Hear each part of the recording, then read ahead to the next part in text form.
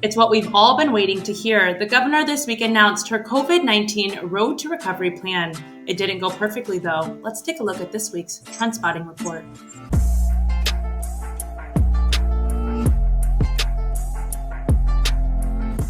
Half a day, everyone. I'm Adriana Cotero, bringing you the latest in TrendSpotting.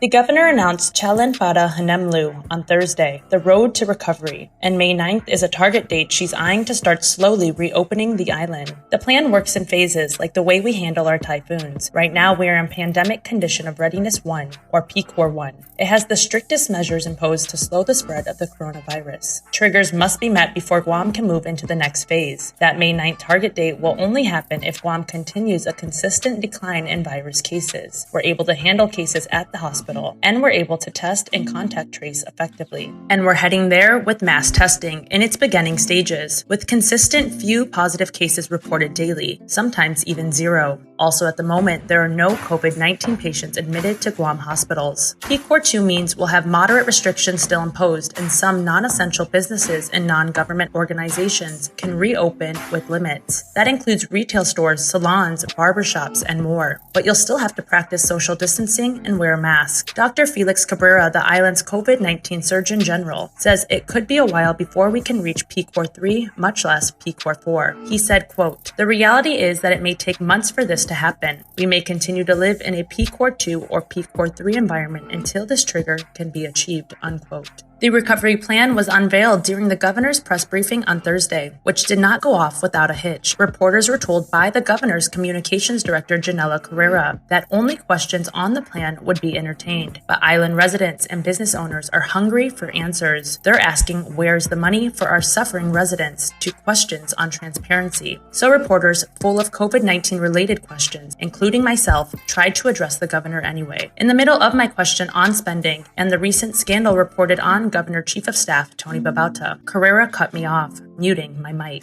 Here's what you all had to say on that action. Jean Flores says, why answer the questions after the press conference? The purpose of the press conference is to answer questions the media asked for, the public.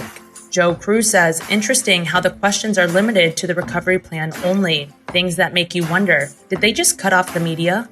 Merle Venus says, seriously, you're denying the media to ask the questions that the people of Guam want to know?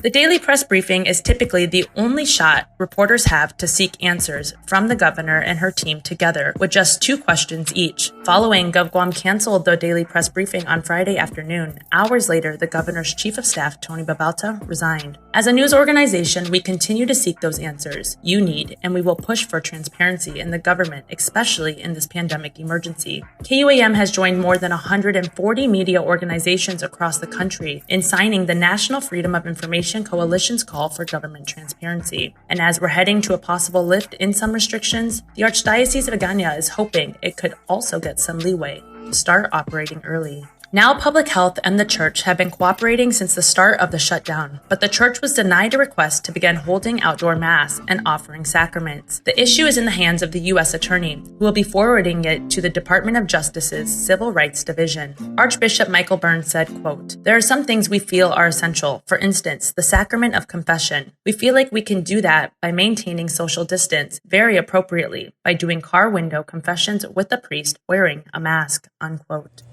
Thank you for tuning in to another episode of TrendSpotting, and thank you for staying with KUAM and all our social media platforms. I'm Adriana Cotero for TrendSpotting.